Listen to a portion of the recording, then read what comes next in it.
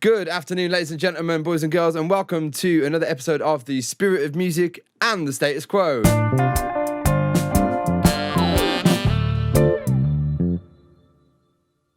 Today, I'm joined by none other than spoken word specialist, creative practitioner, recording and performing artist, community leader, entrepreneur, and above all else, my universal brother, Mr. Auden Allen. How you doing, man?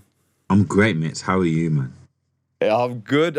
It's a real pleasure to have you here. It's been a minute. I think last time we spoke, I think we worked out that it's been the best part of 6 or 7 years since we've actually seen each other. Yeah. We're in different places now. Very different places, but in a beautiful place. And I think we were just to tell people about how I first met you. Mm-hmm. There was a community centre project going on, and I was performing with Dan Tanner at this centre. I think it was in Solihull or something like that. Mm-hmm. And I remember you just walked on stage and started waxing lyrical about plant-based living. Mm-hmm. And I Jugger already knew you at this point, but I didn't know you because he said, "Oh yeah, I know him." I was like, "Who's this guy?" Because at the time I was totally in that world, and I know that you brought along your juices, the Chakra Allen juices. And I think I became a fairly regular customer, if I remember correctly. I love those juices. Yeah, man. They're coming back, man. They're coming back. Well, I look forward to that. But since then, you've continually just grown spiritually, musically, physically. It just seems like you're really channeling everything that you've learned, and you won't let anything interfere with those goals. And it's amazing to see. It's why I really wanted to get you on here. Because I'm seeing Chakra Allen branded C Moss recently, your positive, motivating clips all the time, you exercise, you well living.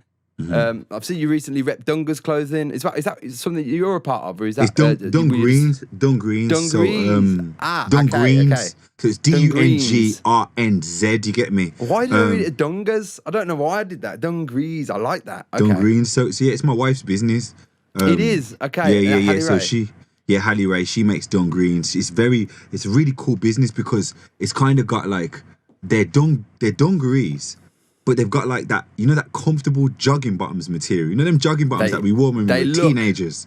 Yeah. Comfy and stretchy material. Like, yeah, man, she's doing great things, man. She's innovating the concept of dungarees in 2021 right now.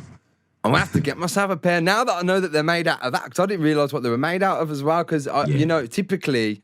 You found dungarees are quite sort of stiff material. Typically, yeah, of course. They're quite firm. So to know that they're made out of that, so they're a comfy version because they're stylish anyway. I saw them. I was like, all right, yeah, I like this because I saw you posting it in December, and so I'll check that out. And for anyone else, then you've just heard it from the man himself. You got to check those clothes out because they are looking really cool. Yeah, check that. And of course, all this has been happening in the process of you recording. Releasing volume 1, because I know there's a volume 2 coming out. Yeah. I Am Sacred Drill. Yeah. And that must have been an amazing process all throughout. But before we move into the EP, I want to talk about what's brought on this conscious transformation and when did things click in, and I just want to know what's been happening. Well, you know what?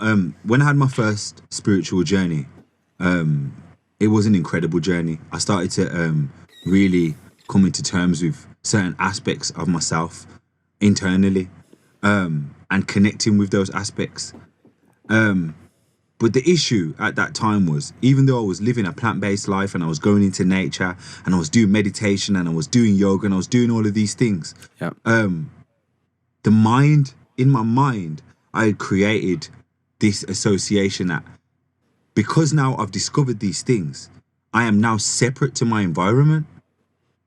This is what I believed, but over a couple of years and deepening my understanding even more, I kind of realized that a lot of people, including myself, when you initially take this spiritual journey, it's very easy to, without knowing it, unawareingly get lost in your own ego, where you think, well, now I'm on this high level now.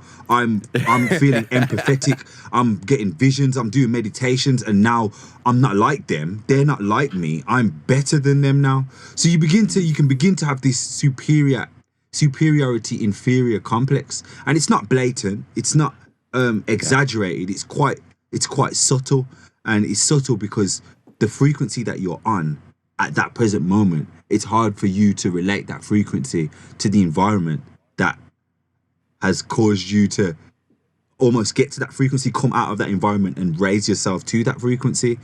Where I am now is I'm in a place where I believe that kind of like a bee colony. When you see bees, you got the queen bee, you got the workers, you got the drones. Even though they all have these separate jobs and they're all separate bees, they all move as one being. They move as one thing. Yeah. It's Hive one mentality. thing. Yeah, it's one thing. It's one being made up of little fractals that make the being work. And if the queen dies, everybody dies.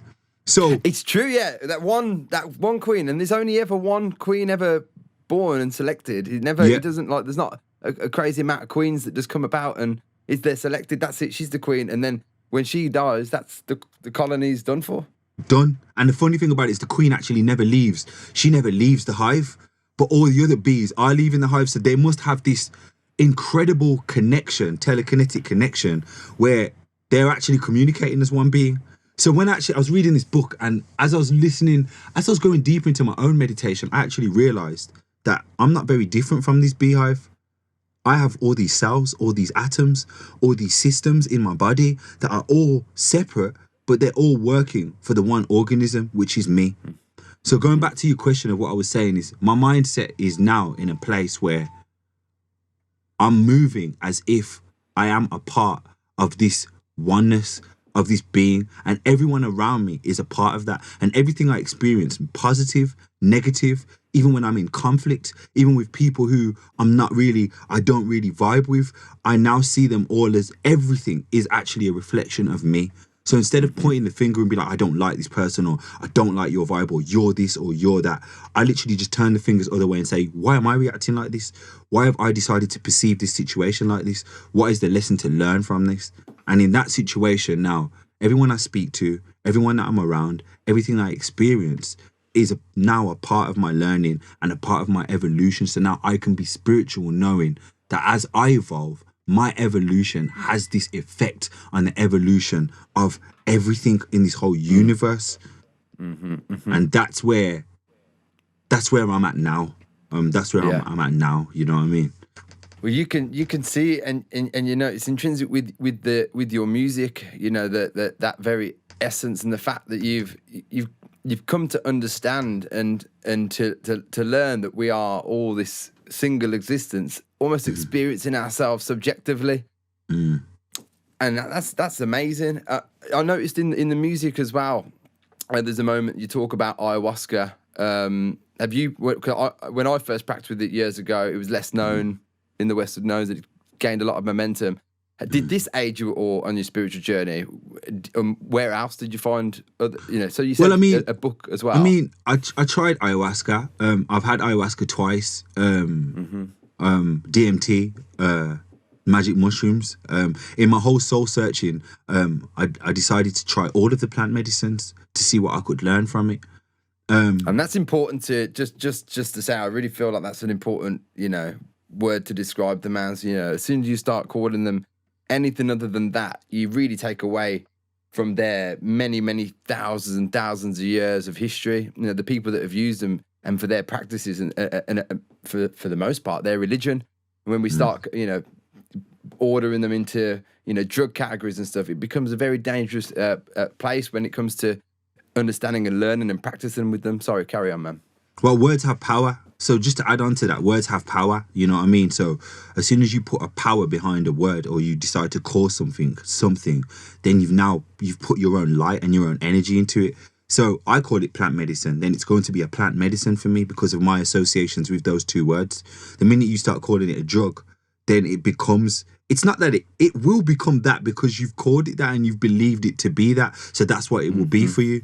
And this is really great because I'm about to embark on like what I discovered on this journey. Now, ayahuasca, beautiful journey, interacted with the energy of ayahuasca. And, I was dancing. It was a very, very Kundalini awakening experience. I began to discover a different interpretation of what feminine energy was. because you know, like I've grown up in a hyper masculine world, and it's like, man ain't gonna move like that, or man's not about that feminine energy. Feminine energy is for women. So obviously, when I experienced ayahuasca, and you know, I started to move in certain ways and started to experience my own feminine energy and experiencing surrendering, you know, and not always trying to have power or control. That was my first lesson into my whole the initial spiritual journey that I was talking about, where you feel like you are superior to everyone. Being superior There's a big difference between that. Sorry to interrupt. There's a big difference between masculine and feminine and male and female, and I think that's where we've, as a society, we've become a little bit mixed up and those muddled. And when we hear the word feminine, we all go, "Oh no," because we've marketed feminine things in certain ways, and we go, "Oh, that's feminine and that's masculine." Not quite the case. Yeah, man. So it's like, you know, obviously that's because we live in a patriarchy. So it's very, you know, like suicide rates amongst men suicide rates are highest amongst men between the ages of 25 and 50. And that's because, you know, we've grown up with the idea that there's certain roles for men and there's certain roles for women. And especially even when a man cries at a young age, it's like mama and papa will be like, don't cry, you're a man. You know what I mean? Don't cry. So like when you start to get feelings, you're not going to express them because you've never been taught, and there's never has been a platform for you to express the feminine aspects of self. So in ayahuasca, I had discovered this for myself, went away, came back, did it again. But then the second time I did it, when I met the energy of Mother Ayahuasca, she was kind of like, yo, what are you doing here, bro? She's like, I gave you everything that you needed the first time. That first time round. Yeah. So you're coming back here. I have nothing for you. And it was just, after that, it was asleep. It was just black. It was just asleep. Then you get me? Wow. You see, this is interesting. You say that because this is why I won't do DMT now, you know, just in its vapor form or anything like that because of ayahuasca and because of what a sacred. I know a lot of people that do it regularly. Almost too much sometimes, I think, you know, because they go into a very, very special place with a lot of things going on there, and we're not entirely sure of what is going on there. We go to learn, and we take away. You know, we come back, and I think there's a long sort of grace period where we get to understand, experience what we've gone through, put it into practice, and you get given so much stuff all the way to the back that we still pick up later on in life that we'll never understand in that moment because, you know, and like you said, when you go back, sometimes it's like, well, you don't need to be here. Well, it's like, that's what I discovered, and I discovered in my own journeys and journeys with others. I'm a person who I delve in, I'll go into nature and I'll just kind of escape from reality, and I will happily enter into my own madness, and then from that chaos begin to order myself and then see what I can learn. Now, a lot of people, they go into these realms of plant medicines, but they don't get to the point where, you know, like what you were saying is where it's integration time now. So you'll go into the realm, whether it's DMT, whether it's mushrooms, whether it's ayahuasca, you go into the realm, you experience fractals, you experience lights, you experience your own Akashic record, your past lives, you experience the evolutionary line, you experience oneness, you experience all these things from the perspective beyond the body, yeah? When you experience this, these plant medicines have been put here just to remind you of what you've already, remind you of things that you think you've forgotten.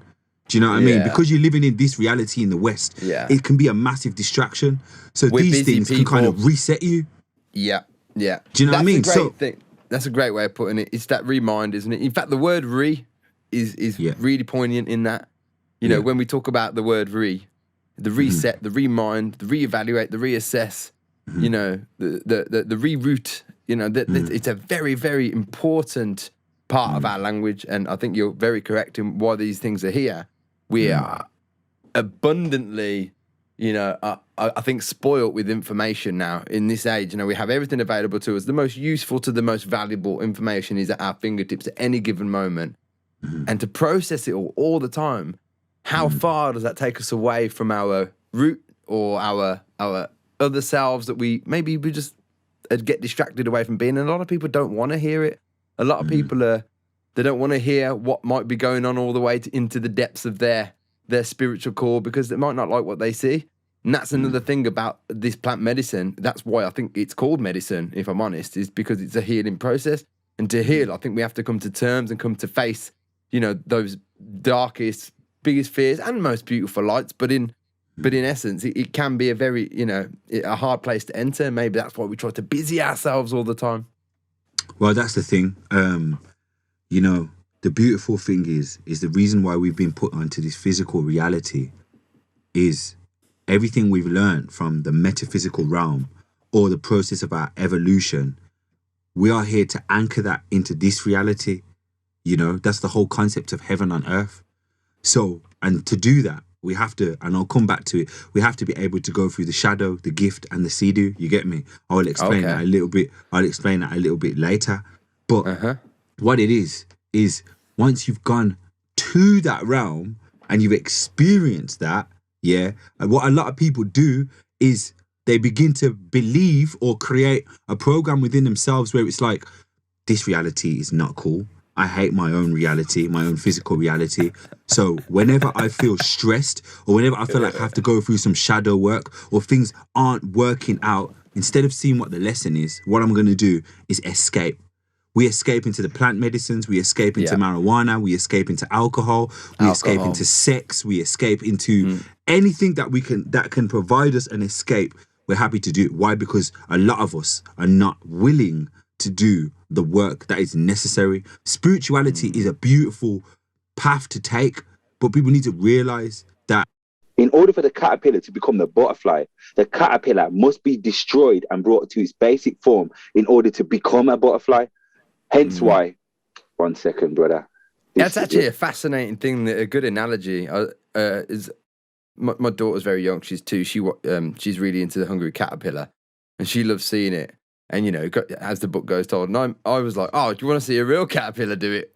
Yeah. And I showed it, and then she's like, not that one, because she saw the way the caterpillar actually does destroy its outer skin. I was like, oh, maybe this is a bit young for Yeah. Because it does have to destroy its outer body, create a shell of its former self to realise its true nature. Ultimate self. And many of us, we become afraid of death. We love birth, but we're afraid of death. Because we're afraid of death, the ones of us that are afraid of death and become overwhelmed by the concept of the constant deaths that we have in life, we'll never really see our rebirth. So we stay as caterpillars. Is that because we're spending our time looking at something that isn't, rather than being present, and rather than thinking about something in the future that is inevitable? Having that acceptance is one thing, but I think maybe people also, maybe their idea of death is the process of dying, and I think that's what scares people the most about death. I think that's what I've found when talking to people about it. They've gone, when it's not death itself, it's dying itself. And of course people get anxiety about death, but who's the Alan Watts talks a really interesting piece about the joke of death, and that how can we be scared of something that we know nothing about, were we scared of being born? It's a cycle. He said if we can look at death in the way that, the autumn, like how in the spring a leaf, will produce, the leaf will come off the branch, and in autumn it will fall off, and that's sad. But in spring it will come back again. Well, we could look at ourselves just the same. We spring out, and by the time we've realised it all, it's time for us to leave, and then the process begins again. And it's a very, very interesting subject. Well, in university you get 1 degree, but in the universe you get 360 degrees. So yeah, man, I'll let that one sit for a minute. Ooh, okay. So when you're the best teacher, and this is one thing the one thing I value from all of my practices is just going into nature and watching. Anything that dies automatically creates life. You look at any fallen tree in the forest, there's green around the tree, there's a whole ecosystem living inside of the tree. You know what I mean? That tree provides nutrients for all the trees that are around it. If you look into farms and manure, something that is waste or is not needed in the body, can help everything in the environment to grow. Death is birth. Like, I always look at the word breath. We breathe. When you break down the word breath and you take it apart, then you get birth and you get death. You put them together, you get breath. Yes. You know, so we're constantly being birthed and we're constantly dying. Every time we sleep, every time we breathe, every time we change, every time we evolve, we are constantly dying. So what we need to do in life is embrace death, because a fear of death is a fear of life. And not being able to have a good death means you will not have a good life. And my grandma, 2 weeks ago, rest in power, she passed. But the way she passed, was, she's always been one of my biggest role models. But, like, it was a beautiful death. She said, don't turn the machine on. I don't want you to resuscitate me. She said goodbye to everyone, her grandchildren, her great-grandchildren, her children. And then she just wanted to be left alone in her room. Yeah. And she passed happily, peacefully, left her legacy, was happy with her legacy, was happy with everything that she left behind. And when I saw that, I said, you know what? Yeah, man. I'm going to live my life in a way that leads to me also having a good death. So that when my tree falls, I can provide nutrients to my environment, my friends, my family, you know, all the people that have subscribed or took part in my life. You know, so, you know, the exit is the entrance, man. You get me? That's if that's not a powerful message and you know, a way to live life, I don't know what is. You know, to inspire people in that way. You know, because that is inspirational talk and inspirational language, and the way that you've just, you know, delivered that, you know, message is it's just a testament to your growth. I've just been buzzing to see all this energy you've been pushing out, and it's been getting a lot of response, which means people are picking up on it and they're seeing it and they're obviously experiencing it too, and you're already passing on that knowledge and that refreshing energy, and you're seeing that conscious approach in your music and seeing you. Okay, I'll just quickly touch on, because there's one thing I saw when you released Grand Rising and someone did that depiction of you. It was like a bit of appreciation art. Was it Kevin Fataki? Was it? I think that's his name. I think it's his real name anyway. Biax or something like that. But it's like that. Yeah. But if you go on to Auden's, if you go on there to Instagram, scroll down. There's a few. You'll see it in a few places, and it's like a conscious, like a highest version of you, and you were like, I feel like you've just channeled my voice. It's just good. It's really lovely to see. But you know, as you were saying, it's been going for years, and I one thing I didn't see before, actually just checking out your Instagram the other day, I didn't see what you did in 2014 for One Extra in Birmingham. That was that was amazing. Where was that? What was the arena? That was the NIA. It was the NIA, because it was packed. Yeah, like, this is what I was talking about. That was just destiny. This was part of the first spiritual journey that I was talking about before. I thought as much. Where I separated myself. Can I just quickly tell people what we're talking about? So, if I'm right in saying, in 2014, you did a piece called "I Am Birmingham" for BBC One Extra, and it was. And I'll let you tell the story, but just so you know, you can go back about 4-5 weeks from today's date onto that Instagram. You can get a clip of this, and it is mesmerizing to watch. The energy, it's truly amazing. I just wanted to put that out there. Please, explain that a little bit more. Thank you, brother. I mean, it was just part of my spiritual journey where, like I said, I separated myself from reality. Didn't like reality. Didn't want to be a part of it. Wanted to escape from it, essentially. So I spend most of my time in nature, around trees, just watching rivers and watching the ecosystems of the forests. You get me? And I kind of disconnected from my artistry and my creative practice. And Amara, a girl called Amara, she's called me up. She's like, yo, One Extra doing an outreach program in Digbirth. Come down and spit some poetry. And George the poet was there. Sully Breaks was there. Some of the greatest poets in the UK were there. And so I said, you know what? My spirit was like, yo, perform. So I just performed this piece. And I had met Trevor Nelson, and Trevor Nelson's producer was talking to him. Oh, man, overheard them have a conversation saying, it'd be great to get him on one extra live more, but it's too deep. Ah! And then Good. Trevor Nelson. Good. Trevor was like, yo, it'd be good if he did something like about Birmingham or something. So obviously I just took the producer's number. I didn't really speak to her, and I just did it. I made that piece. But at the time I was discovering the power of the words I am, and that they're some of the most powerful words that you can use. If you say I am, anything that comes after it, you begin to embody. All your cells, all your molecules will begin to embody what you say you are. That's what happens. Yeah. That's why when I ain't got no money, I don't say I am broke. I say I am on my way to abundance. On my way to abundance. It's on its way, you get me? Very almost secret kind of the philosophy of what brought about the book The Secret in some senses. Not that necessarily the book itself, but the philosophy behind it.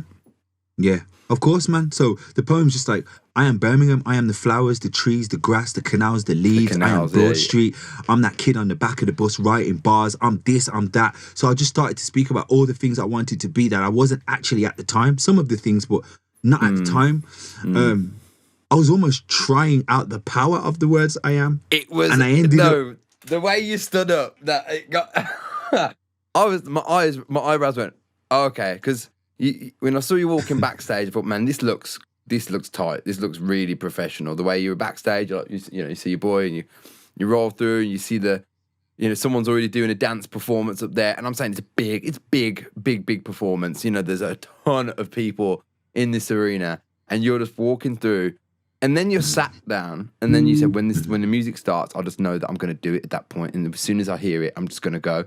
And that's what you did. You just sat there as one of just in the crowd, and then you just pulled the mic, stood up.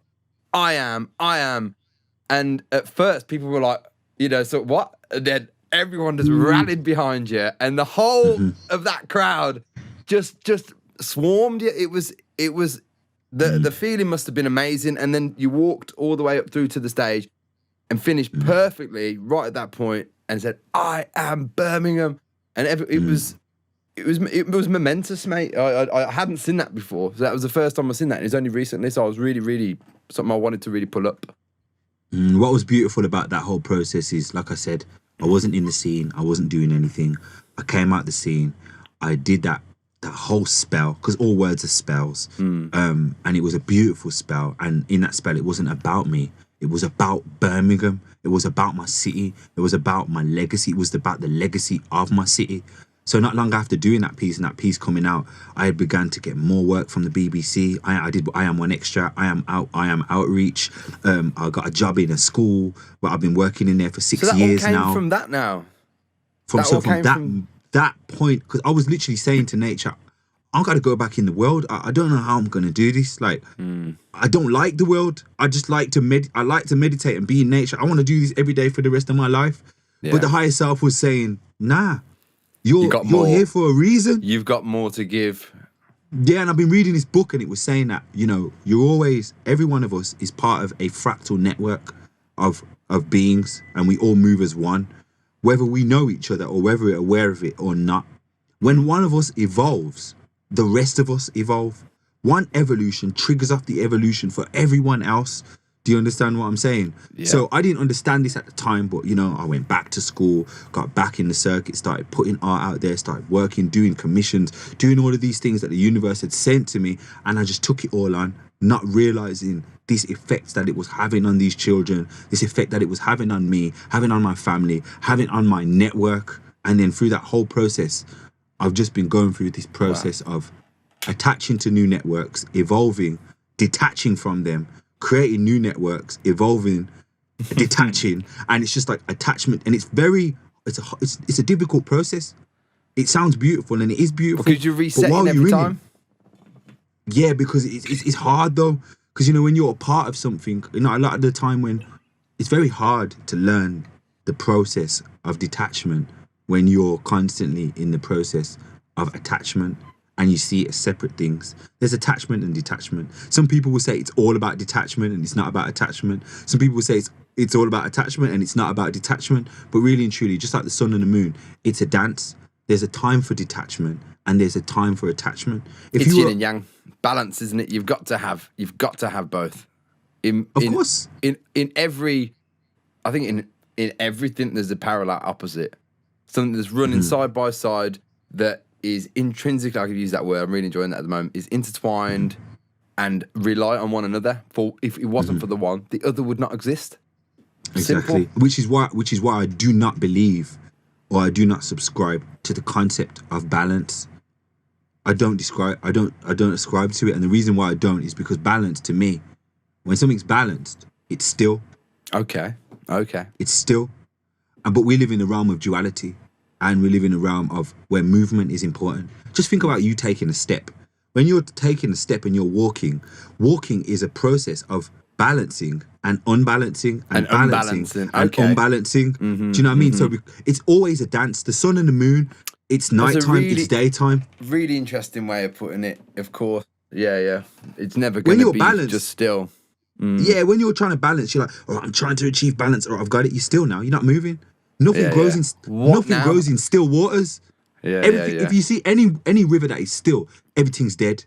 There's nothing is living there. Well, except for bacteria, which is a living organism. Well, I was going to say it feeds something, but no, I take your point big time. But once things are moving, even the breath, once it's moving, then you have life. Then as soon as you stop breathing, you would call that a state of balance, stillness. You know what I mean? So we are imperfectly balanced, aren't we? We have we exist because of all so many things are going on within our existence, in our physical existence. I'm talking about in particular. We've got billions and billions of atoms, molecules, particles, bacteria, good and bad. Viruses and energies and organs and minerals and vitamins and all these things are going on to keep us existing. They're all working for one another. And of course, nothing is still. It is ever moving. It is ever changing. Really good point. Let's talk about the EP, Matt. Oh, sorry, go on. Before you do that, the beautiful thing about that is, I think the most beautiful thing about being human is that we will always strive for perfection, knowing that we will never reach it. And even when we know that we'll never reach it, we will still strive to achieve it. And that's the greatest part of the journey. Stillness is never somewhere that you can stay, but we should always be trying to approach or reach a state of stillness. And as soon as we reach it, we unreach it. As soon as we learn, we unlearn. And as soon as we die, we become rebirthed. And as soon as we birth, we die. So as long as we can start to accept this process, then I think, life will be better for us all. And in meditation, I suppose, going to your point, in that stillness, you're not going to sit there forever meditating. There's going to be a point in which you're going to come out. And we even know, even in that still nowness, while you're there in that present moment, you're in a different place as well. You're doing something different. You're actively doing something. And even in that stillness, of which you're going to have to come out of to take away. It's a really good point. I really, really appreciate that. That's my takeaway already. Thank you, man. Thank you for asking the questions. Without the questions, there would be no answers. Yeah, I totally agree. But I really want to talk about. I could talk about this stuff all day with you. I really, really could. It's my thing, man. This is why you're perfect for this particular thing. The spirit of music. It's more than just maths. Music isn't maths. It is maths. There's part of it to it. And, but there is a spirit to it. And, this is what I'm talking about. This is it. And what you've done in your EP, I really want to talk about. I mean, before we go into what, the actual content of it, how long has this been in the making for now? How long have you been doing it for? And who else has been involved? So have you been on the production side of things and the writing side of things? So, lockdown, we're talking maybe like... I think the process may have started October, maybe. And I just realised lockdown was happening, and I actually understood it. I understood what was happening on a grand scale level rather than what it was perceived as. Yeah. And, my purpose is the preservation, the creative evolution and protection of the youth, of the young people. Not just young people, but the inner child of us all. Yeah, that's my job here on this planet, which is what I believe. You get me? And while I was working in these schools before the lockdown and schools were shut, my purpose, which has always been this, is to get young people to spit positive lyrics on grime, young people to spit positive lyrics on drill. And this is it, yeah. it's almost impossible. And I know why it's impossible, because I was a young kid on grime and I was angry and I had all these things I wanted to say, and I was upset about my environment and the way I was being treated in the education systems, the judicial systems, all the systems. I was mad, and music was my outlet. Music was my therapy. Grime was something I could take as my own and express myself on, and it was mine. Can't nobody tell me about what's mine. You get me? So that grime was a way for me to almost exercise those aggressive emotions that I had that I didn't understand. So I understood the young people, but still it's what I'm being paid to do, you know? Yeah. However, like I said, in the young people's minds at the time, because of the rules of drill, it seemed impossible. But you can't do that. This is really a real point that I've written down and wanted to make a point of, because you've called this album "I Am Sacred Drill," right? Mm-hmm. So the drill is the style we're going for. This is the music, right? Mm-hmm. And typically dark, violent, ominous. And what you've done is you've switched up the content and you flipped it into that sacred space, and there isn't anybody else that's done it, as far as I know, like you. And I think that's I want you to carry on with that, because it's so, you know. So I mean, that's what I was saying about the whole perspective of being part of the oneness, of being the part of the supreme being then, and us all have parts to play, whether we're doing great things or we're doing things that are perceived as not so great, good or evil, doesn't matter. It's still part of the same being. I'm a being. My heart pumps blood around my body, but my bowels make shit. That's, you know what I mean? Like the cells, my blood cells, I'm not going to be in a place where I'm going to have my blood cells discriminating my bowel cells for what it needs to do, because it's all part of me and it makes me work. Anyway, let's not get too deep into that. It was a good analogy. But it's anyway, a good analogy. So the young people now, I'm trying to get them to spit positive lyrics on drill, but because in their generation, to do that, that's not cool. How am I going to fit in and get to a certain place if I don't follow the rules? But then I saw this story, and this I'm just going to tell you as a story. Young person comes into school in year 7. Young person wants to fit in. Drill's massive in the school. Young person writes drill lyrics. Young person goes to the studio, spits negative lyrics about violence and drugs on the tune. He's not really about that life. He's actually a good kid with a good upbringing. He's put this tune out. Everybody's heard the tune. His mom and dad says, yeah, you can go to town with your mates. He goes to town with his mates. The ups on the other side of the ends, yeah, that have heard his tune, that actually think this is real, yeah, rush him in town. So now they've rushed him in town. He's gone home, black eyes, everything's mad. He's now angry. He now feels like this may happen to him again. So he has to protect himself. So he goes back to his knowledge base, which is drill music. What does drill say? Stab, stab, stab, kill, kill, kill, sell drugs, become this person. He becomes that person now, just from being in a place where he innocently made music, had got rushed. Now he feels like he has to protect himself. And because he doesn't want that to happen to him again, he is now going to become the archetype or the image of what's being portrayed in his music. So it's that full circle. He's become it now. And look at all the stabbings that had happened before lockdown. Loads of kids got stabbed. And this is all part of the same story. So now I'm just like, I'm battling it with it in my head right now. Some kids come into the school. He spat some lyrics, but I don't understand the language. I don't know what chinging is. I don't know what these things are. So he's done these lyrics on his tune.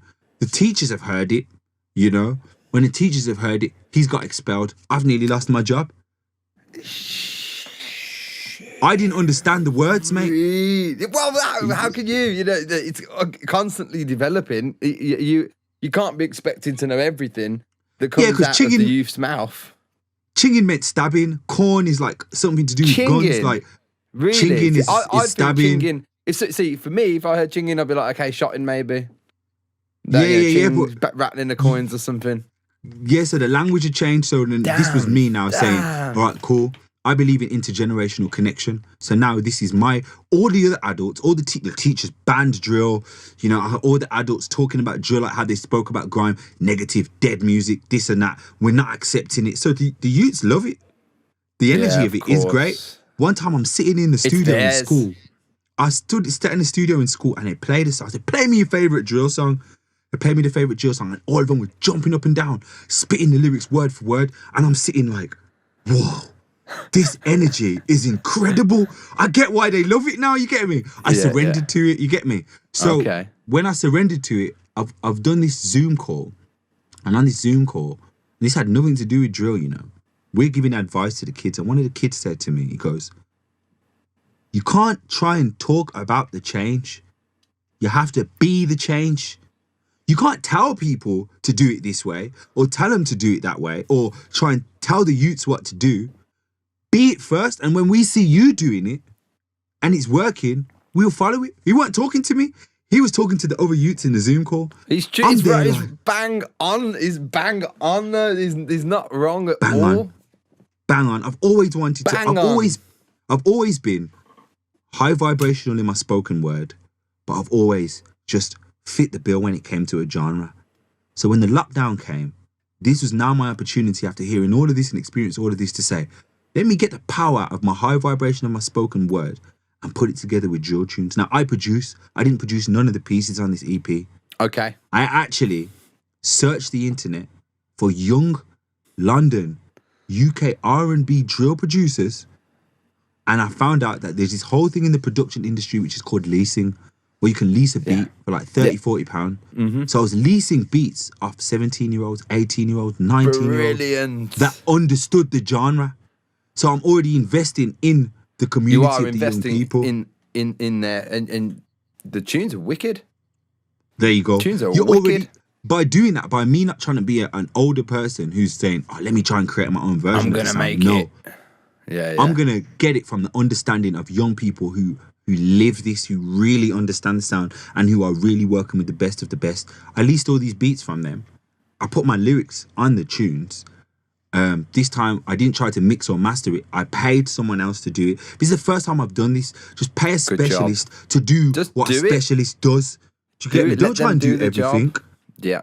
It's the bees mentality. The worker's not going to do what the drone's doing. The drone's not going to do what the queen bee's doing. And the guy that's supposed to make the honey, he's going to do what he needs to be doing. He ain't going to be trying to do what the other guy's doing. So I said, you know what? This is the mentality I'm going to take with my EP. And because of that, it weren't just me making an EP. It was me. It was all 5 producers. It was the guy who mixed it down. It was the guy who mastered it. It was Distro Kid. It was everybody. It's the guy who did the artwork. So now I've got 10 people involved in the process. So there's just me. Hive. But then there's the power of 10. Yeah. I put it out there. And I put it out there in a place where people were in lockdown. They needed a change. They didn't know what was going on. A sense of direction wasn't there. And bam, it just hit at the right time. It couldn't have hit any earlier. Well, it was perfect. It was perfect timing. Just for me as well, I was looking for some new music. I wanted to hear some conscious music, especially that was coming out of Brum. You know, I really wanted to invest in that, and I wanted to see it and listen and feel it and see where we're at right now. And there's no better person than to demonstrate that. And you know, that maybe makes it a bit more clear to me as to the journey you've been on, and also the fact that how it came about so quick, because it felt like it was in an instant. You almost, from when I started hearing about it, and then it dropped. Because I dropped you a message probably about a month or two ago and said, "Oh, let me know when it lands." You were like, "Yeah, cool." Before I knew it, I saw it up. I was like, copped. Yeah. That's what I'm saying. You guys helped with that because at first I was just doing the 1-minute freestyles on Instagram, and so many people were like, "We need more of this." They said to me, "You need to drop an EP. When's it coming out? How comes I can't find your music on Spotify?" I really didn't care about it, but like I said, I realized because of my perspective change. The perspective change was that these people are part of the Supreme Being. They're me, telling me what I need to do. We have this concept of the higher self. All the higher self is the combined mental mindset of us all, really. So whenever something's happening, it's you reflecting you back to you. Do you understand what I mean? Yeah, I do. Yeah, Sorry, I really stopped do. because I thought you was going to say something. Oh, no, I was, but then you know, I am going to say something because the content of this album, it's stacked with holistic style, new age, spirit science approach of things, full of wisdom, philosophy, thought-provoking, one-liners. I just love it. And what's impressive is that you've done it in a way that you've made it accessible to everyone. And I mean, everyone can listen to this music and they can, there'll be a takeaway from it. There'll be something, you know, anyone who hasn't yet approached, you know, spirituality or the higher self, higher consciousness, higher purpose, etc., outside of the confines of fundamental religions and stuff, they could listen to one of your track and pick out areas that might help them immediately or directly. Immediately. And if they want to, and they hear other things that they've not heard about, they could listen to a couple of things, take that out, put it in Google or, you know, any search engine and find a host of wealthy information about goodness, about positive change, about, you know, I'm just beyond impressed. I think it's amazing. And mainly importantly, is shadow work. And that's the thing that I do talk about in there. I've been reading this book, and people, and if you're listening right now, write this down. Now, I've been reading this book, and it. Okay. So, and I'm telling people to get ready to write this down because it's important. The book is called The Gene Keys, by Richard Rudd, I think it is. And he's talking about how there's 64 keys to DNA and unlocking DNA. And in unlocking that DNA, first, we have the shadow state. So the shadow state is like the darker aspects of our personalities or our makeup, individually and collectively, and how acknowledgement and awareness of the shadow is access to the gift. So once you become aware of the shadow and you've accessed that and you've understood what it is and what it means to you, then you begin to access the gift.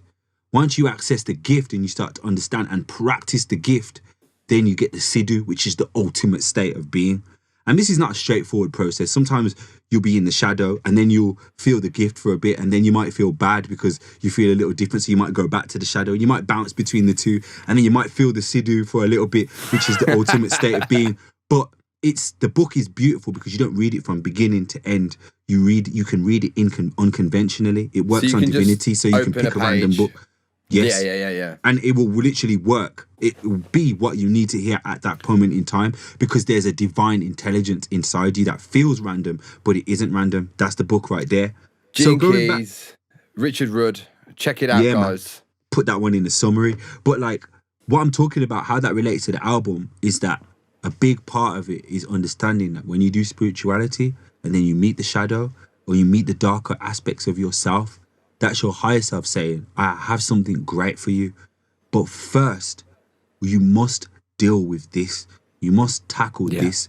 Sometimes the shadow is something that's happened in your life or can come from years and years and years of evolution because we've evolved from thousands and thousands of years. What about past lives, even other organisms. So if you was living in a situation where you was in the jungle, for example, fear may have served you in a good way because there were a lot of predators around. So you might have had certain fears, and those fears, because you had to live and survive, you didn't have a time to acknowledge and evolve past those fears. So you may see something in this reality that you're like, well, why am I scared of that? But reason why you are scared of that is because your DNA saves everything. So it could have remembered 2,000 years ago, you were scared of that pattern on that leaf because it killed your brethren. And now that pattern's presented itself in a cartoon and now you feel scared. It's your higher self saying, just deal with this because I've got something greater for you. And we always run away. Yeah. A lot of the time we run away from what the shadow is trying to teach us. But when we decide to face the shadow, acknowledge, aware it, don't judge it. Don't try to make a decision on it. Just surrender to it and observe. Then what happens is the shadow begins to unwind and then the gift presents itself to you. Just like a computer game on PlayStation or SNES. Yeah. You face the bad boss and then you get the magic sword of destiny, don't you? So it's like we need to be big part of this album, and the reason why it's surprising to me has hit the way it's hit, is because I presented my shadow work, my vulnerabilities, the things that were difficult to face. I just presented them in the music and presented it to the people. And in doing that, and presenting that to people, it's provided my own healing. Yeah. Exactly. So it's my own healing. And because it's my own healing being presented like that, it makes people feel like, oh my God, I was going through that too. But you know what? I'm going to face mine. And then their healing is my healing is their healing. And then what we have is collective healing. And this lockdown is an opportunity for collective healing. That's why we can't focus on the chaos too much. We can't focus on the deaths too much. Acknowledge them, yes, but we have to make sure that, you know, while all of these people are dying, of this supposed COVID, then what if we're all part of the supreme being and they're all reflections of us, then when they die, we become their representatives in life. What are you going to do? What's your legacy? We carry on. And it's interesting what you just said about the path, just taking back about, you know, being hunters and gatherers and you know, having something that we engaged in the past that has, you know, that follows on into your genes and may reappear again as something else, another reality. Someone posted something the other day. They said, in order for you to be born, you needed 2,048 ninth grandparents, 1,024 eighth grandparents, 512 seventh grandparents, 256 great grandparents, 128 fifth grandparents, 64 fourth great grandparents, 32 third great grandparents, 16 second great, 8 great, 4 grand, and 2 parents. And I just think in the history, the things that they would have gone through, those thousands of, in order for you to be here, it's ingrained in us. It's embedded in us, and we're unaware of it in many aspects. And this book sounds really interesting, and it's obviously brought to life a lot of things in this album. Which no, I read this album after. I read this book after the album. Afterwards. So you've just found the messages. You've gone, oh my God, that's where that. Wow. This is how fractals work. This is how synchronicity works. That's what I'm saying. So once you're in that place and you're in that frequency, then you are going to bump into that book. Well, then you are going to have that relationship. You are going to have that friendship. Things will change for you. You know what I mean? So mind you, we didn't see any. You didn't post up about it prior to this album. To be fair, you've only just seemed to have been talking about it. So my girlfriend's brother bought it. My girlfriend's brother showed her, said pick a random page. She's picked a random page, like, whoa, this book's amazing. And then I've bought the book as a result of it. And then I went to see her mother the other day, and there's this app on the on your phone. It's called The Pattern. It's an app called The Pattern. You put your name in there, your date of birth, and your time of your birth, and then it literally gives you your pattern, specific to you. It's beyond astrology, but it includes it. It's just like, oh, great. Yeah, it's very like, there's a lot happening. Well. There's a lot happening, bro. Trust me.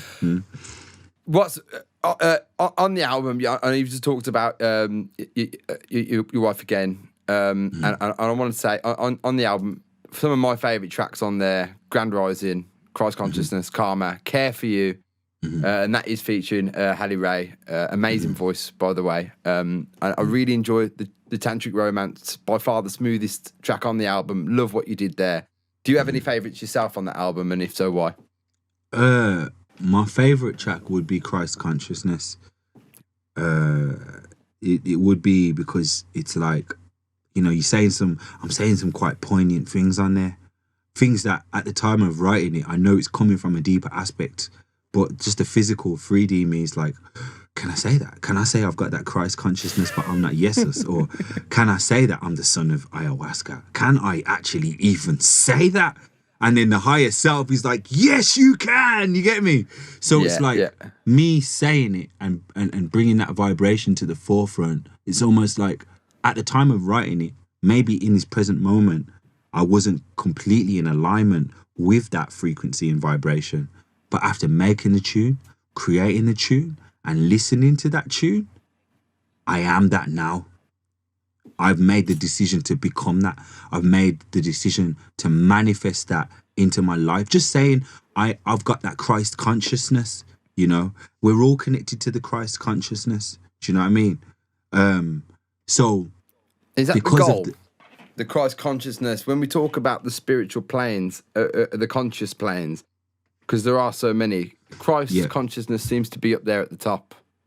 Is that about right? I don't think there's no top. I just feel like it's just, it's like, because you've got heart consciousness, you've got Christ consciousness, there's just different areas in the supreme body. I think the beautiful thing about the sun, when I look at, and obviously I don't want to offend any Christians whatsoever, it's just my perspective and the way that I look at things. When you look in the Bible, Jesus, which is Christ, says that I am the light of the world. Jesus died for everybody's sins and rose again from the dead. When I look at the sun in the sky is the light of the world that dies every day and raises every morning. So, like, when I make that personal connection that I've made, it's like when I see the sun gives us life force. It allows the plants to grow. It gives us vitamin D. It provides the world with light, energy, power.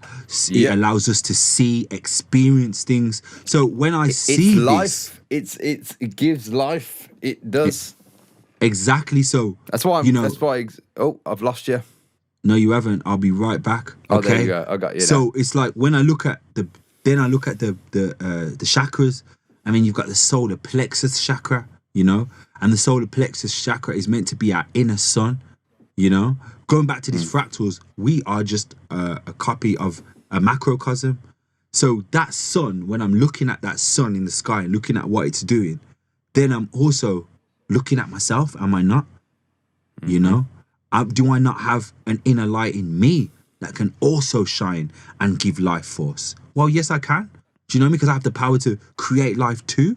Do you understand? So when I actually look at that, I'm saying Christ consciousness is about having that understanding that your inner light, can provide life force, energy, and nutrients to everything that you experience or interact with.